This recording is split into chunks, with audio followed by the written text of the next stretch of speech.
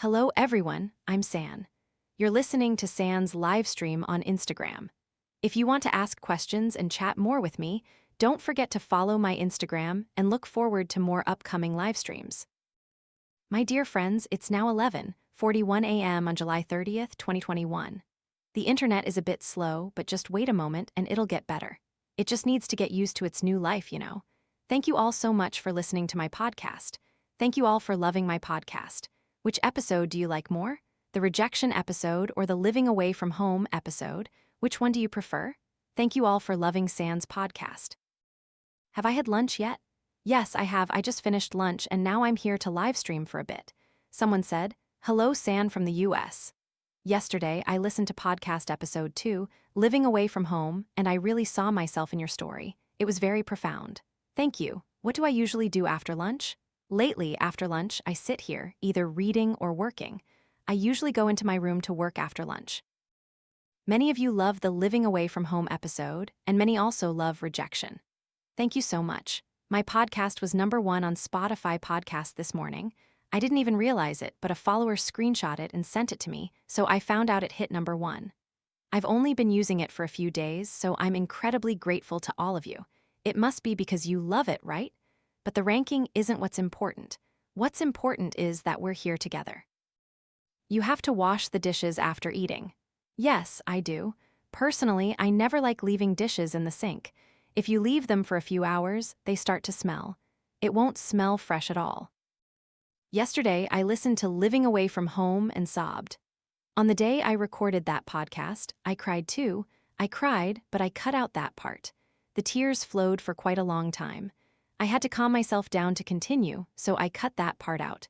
I didn't want the emotions to be too overwhelming, I just wanted them to be just right. These past few days, I've been rewatching Reply 1988. It's still my absolute favorite Korean drama. It's a show that makes you feel more love for your family, more love for life, and a desire to share and give more. I think it's a film with great humanistic value that everyone should watch. Some of you asked me about Simple House. Honestly, I watched up to season 2, but after a few episodes of the second season, I stopped watching.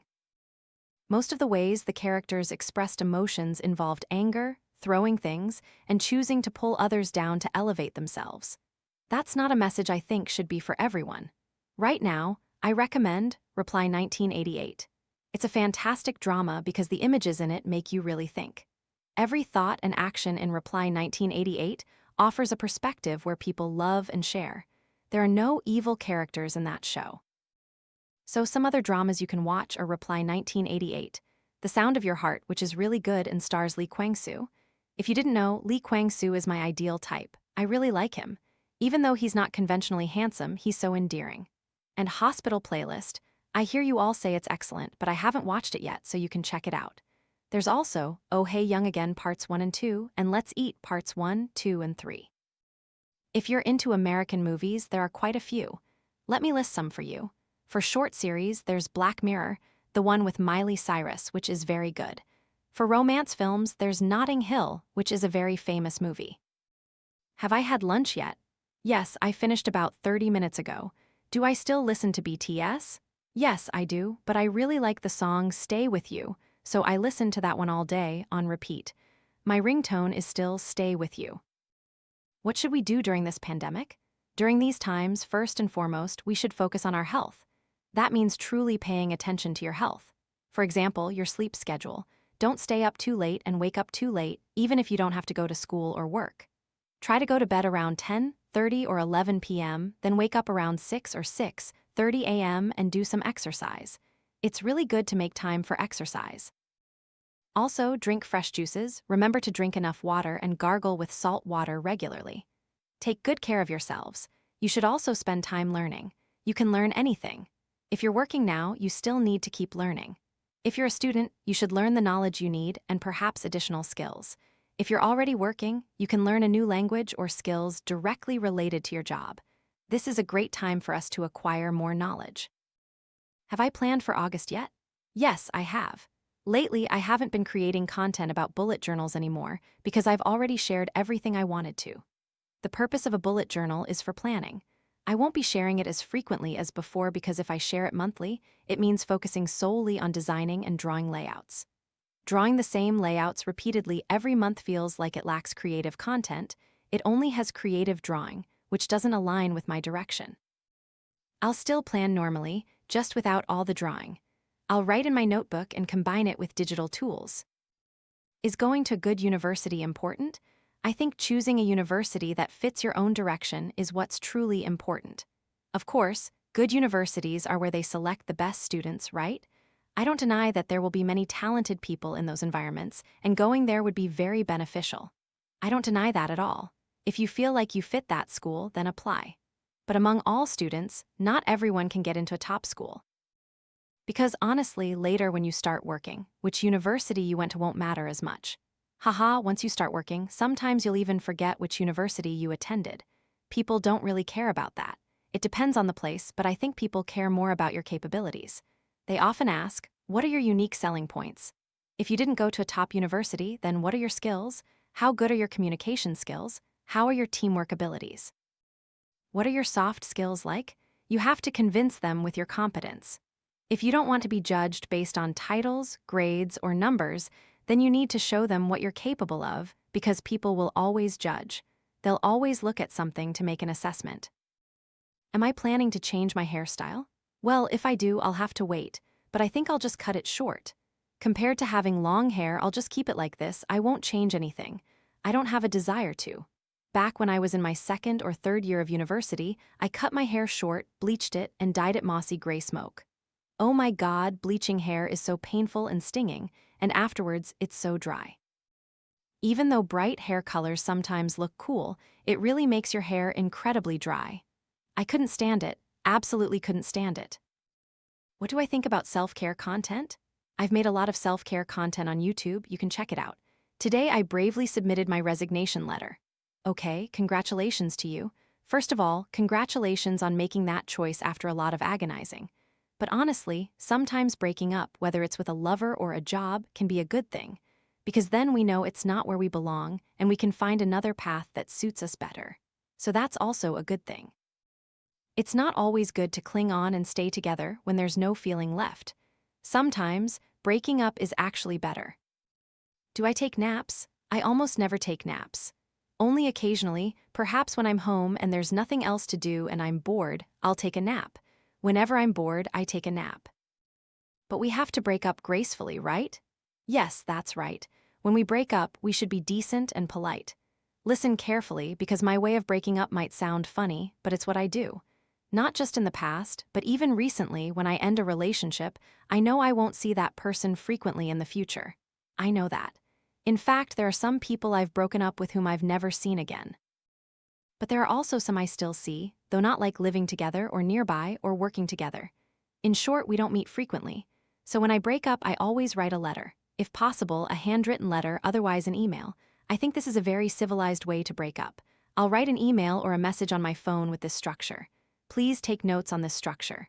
First, address the person you're breaking up with. Second, express thanks and appreciation. Thank you and appreciation, meaning you thank them for all the time you've spent together. I truly cherish it, and I'm grateful for all our beautiful moments. In general, if you're not too sentimental, you don't need to write anything too sappy, but I tend to write sappy things like this. Everyone meets for a reason, and I believe we met to complete each other. And somewhere in the future, we may no longer be suitable for each other.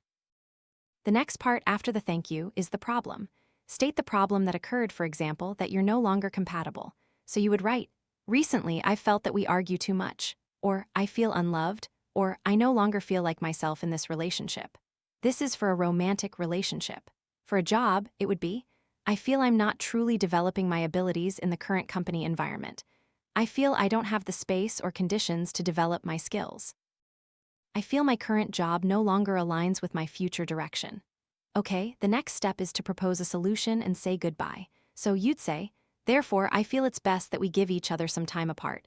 Or, I feel perhaps we should go our separate ways. It's been a while since I wrote a breakup letter, so I don't quite remember, but for a job, it's easier. So, therefore, I am writing this letter because I hope to find a new direction in the near future. I believe I need to end my journey with the company here. Or, in love, I think we should stop here so that both of us can have a new path. I think we should give each other our own separate ways. Funny, right? And then the closing. The ending is to wish them well in life. This is a structure, guys. Don't think it's just a skill. It's a soft skill, it's EQ. The last thing to convey is a wish, meaning you hope they have a good life and find happiness afterwards. If it's a company, you'd say something like, I hope you can find a more suitable person, and I wish the company much more development in the future. Something like that.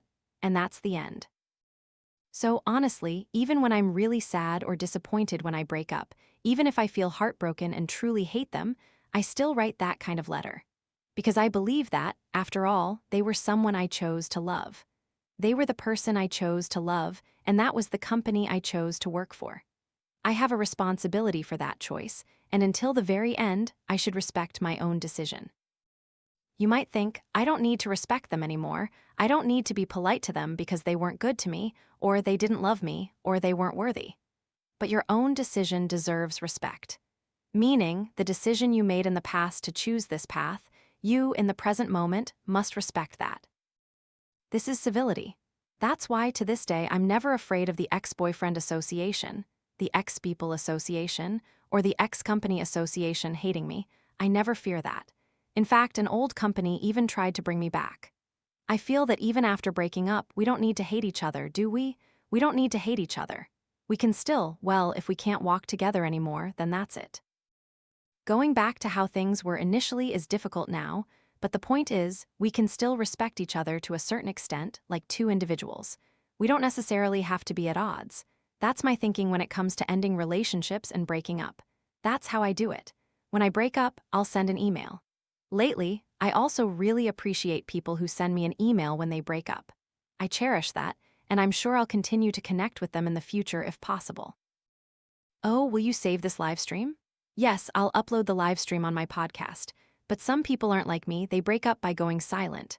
That's a bit difficult, but honestly, we can't change other people. If they choose to break up silently, that's okay. What's important now is that you've expressed all your feelings, said everything, and ended the relationship. Whether they respond or reach out or whatever, it doesn't matter.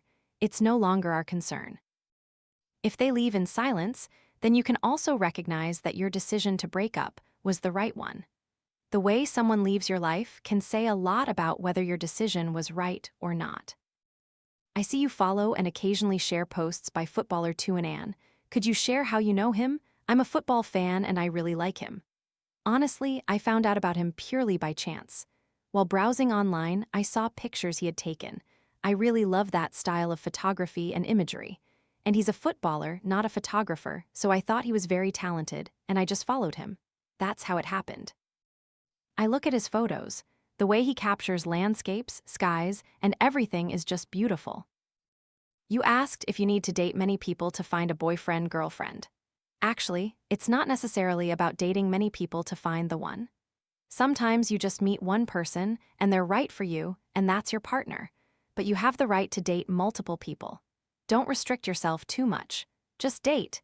If you haven't defined a specific relationship with anyone, meeting and chatting with people is very normal, guys. Don't think that when you meet and chat, you can only meet one person.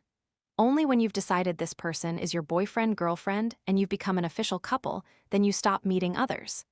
I think meeting people is very necessary. We need to meet and get to know many people first. Otherwise, just messaging each other a few times and then saying you're in love, I find that a bit funny, guys, because that's too premature. There's nothing there yet.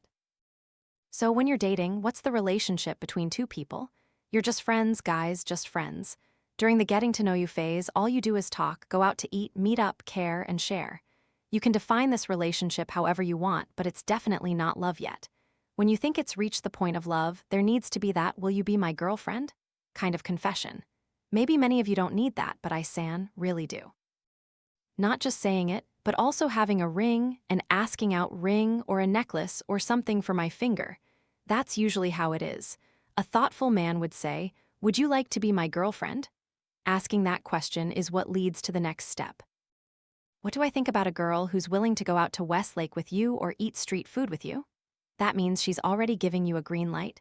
When a girl agrees to go out, it's a green light. At least she wants to be friends first. Whether you fall in love or not is up to the two of you, your chemistry, your feelings. Going to Westlake or eating street food, that's just normal friendly interaction. Talking is also just normal friendly interaction. Am I okay during the pandemic? Yes, I'm fine. Right now, buying groceries is a bit difficult. I really love eating sweet potatoes. I love them so much, I can even eat them instead of rice, like a whole meal. But I only like the soft, moist sweet potatoes, the kind that aren't dry when you open them. So lately, I've been ordering honey sweet potatoes, the kind that are definitely soft and moist inside. But I haven't been able to get them. That's what's making me so tired and frustrated. I've been trying to order them all week and still no honey sweet potatoes. I'm not okay at all, guys. I'm definitely not okay. I want honey sweet potatoes to eat. I'm sad. If I had honey sweet potatoes, I'd be happy. I'm still waiting for my honey sweet potatoes. You ask me a lot, you spend a lot of time asking about dating, sharing your feelings, and asking for advice. But honestly, I'm not a relationship counselor, guys. I can only share my own experiences, and my experiences may not be right for everyone. So I don't know everything, guys. When you ask me, I appreciate your trust, but I don't know everything. I can't give advice on everything because I'm not sure. I'll only talk about things I feel certain about. Please listen to your own feelings in a relationship. You have to be the one to grasp your emotions and truly understand the story. When you ask me, that's just your asterisk perspective. When anyone gives you advice, they might misunderstand because they don't see the whole picture of the relationship. They only hear it from you. Meaning, they only know your side. So, advice will never be completely, truly correct. You need to hear from both people. Therefore, you have to be the one to objectively assess your own relationship and find a solution for yourself. No one can truly help you if you haven't looked at the relationship objectively. Because sometimes we might think we're the victim, we're lonely, we're this and that, but we might not truly understand the feelings of the other person. So, that's what I think. Okay, San wishes you all a wonderful day. It's 12:30 p.m. now and I have to get back to work. I also need to spend some time on my daily tasks. I only dedicate a short time during lunch to live stream with you all. Thank you everyone for listening. Thank you for tuning into today's chat. I'll live stream again next time, so don't worry. Goodbye, my dear friends. We'll meet again next time. I love you.